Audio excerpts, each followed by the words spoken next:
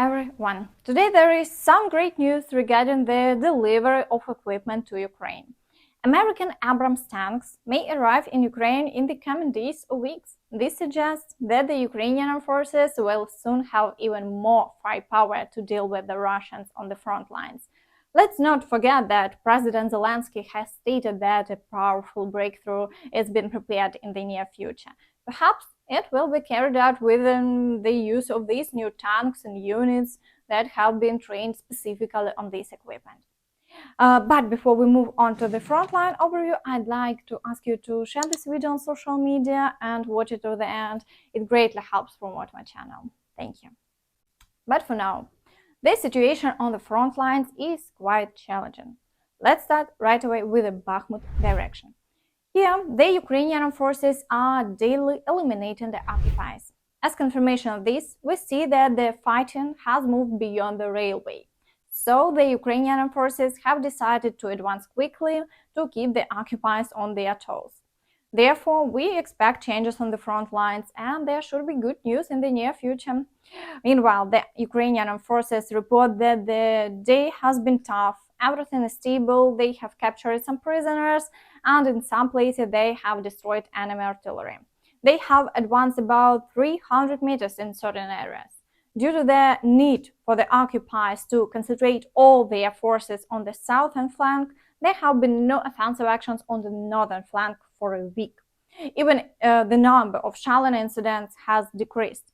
So it appears that the Ukrainian forces are seriously disrupting the occupiers' plans, and everything is going according to the Ukrainian forces' plan. It's important to note that, according to recent report, the Russians have gathered approximately 300 tanks, 53,000 personnel, and over 1,000 armored vehicles, but even this amount of weaponry doesn't allow them to hold their positions.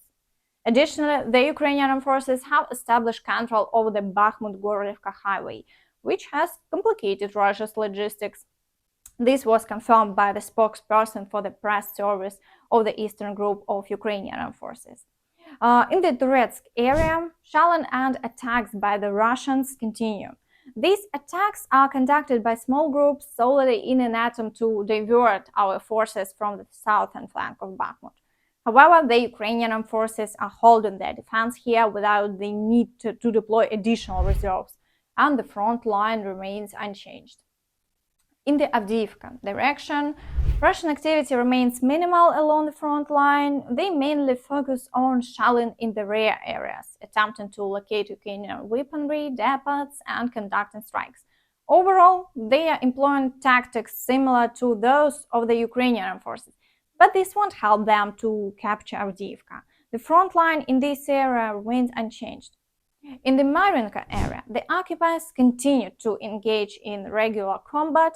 The Ukrainian forces here continue to destroy both Russian equipment and personnel, so the front in this region also remains stable. In the Energodar direction, there were reports yesterday that the Ukrainian forces engaged in tactical battles in the area of Novomayorsk. However, today there is information that they had to withdraw behind the river. Nevertheless, the front line remains unchanged, and as it appears, the entire territory up to the river and towards Novomayorsk is within a gray zone. So far, there have been no significant losses, and this is normal movement of the front line. In the Zaporizhia direction, the Ukrainian forces is being complicated by serious Russian attacks. Two divisions of airborne troops are concentrated in the Robotyne area for conducting offensive operations. However, the Ukrainian forces continue their southward advance, albeit at a slowed pace. Plans are currently being developed to strike the Russians and continue the movement. Over the past day, there have been no changes along the front line. Nevertheless, the Ukrainian forces continue to shell Russian positions and destroy both equipment and personnel. Additionally, there were reports of new explosions in Tokmak yesterday evening. Meanwhile, in Energodar, representatives of the resistance movement conducted a special operation overnight from September 21st to 22nd. They distributed leaflets throughout the city addressed to local residents. The leaflet states that the Ukrainian armed forces are nearby. So these leaflets were distributed using drones.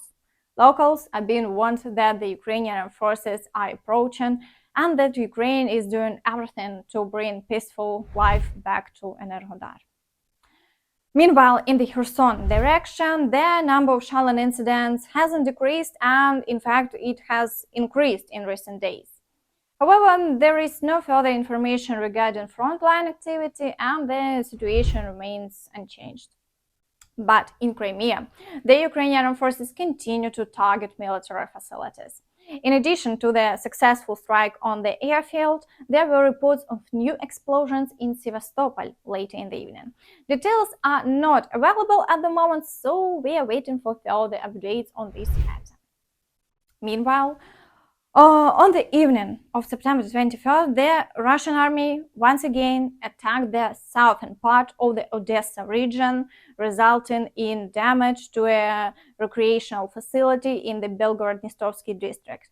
The Ukrainian police have published photos of the aftermath. Let's conclude with some good news, okay? Volodymyr Zelensky received the Atlantic Council Global Citizen Award, and I would like to listen to his speech together with you. Thank you very much. A great honor to be here.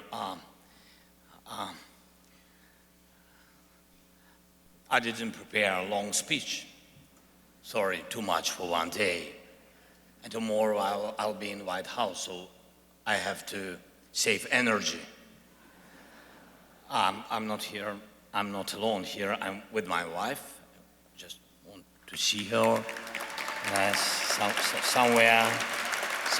Yeah, I see. That's great. First of all, and our team is there.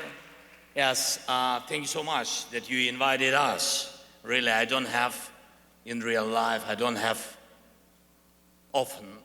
time to be near with my wife together, so thank you so much. Yes, if you want to applause, please. Thank you very much.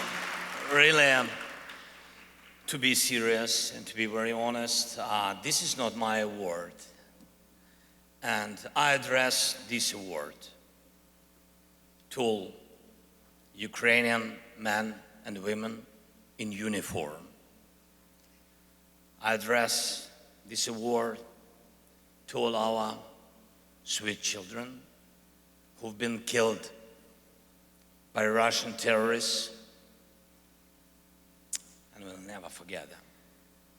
I address this award to all fathers, mothers who brought up so brave Ukrainian soldiers, and to all teachers and to all doctors who didn't leave the Ukraine from first days of full-scale war and been together with us, taught our clever boys and girls, even under Russian missiles, taking Russian missiles and Iranian drones.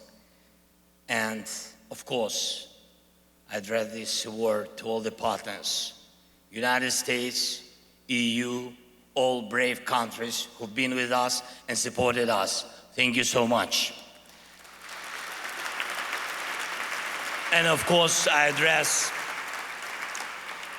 this award to all the people in the world who fight for freedom and democracy like we Ukrainians. Slava Ukraini! Yeah.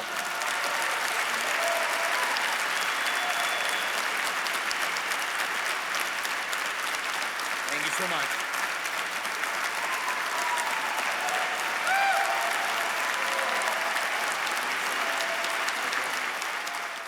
Also, yesterday, Zelensky met with the US Secretary of Defense Lloyd Austin.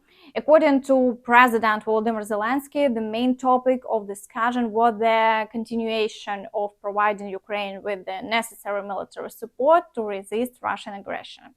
Additionally, video footage of Biden and Zelensky's meeting in Washington has emerged, and we will continue to monitor further developments. That's all from me. Don't forget to subscribe to the channel and click the notification bell to stay updated on all the latest news. Thank you for watching and see you next time. Bye bye.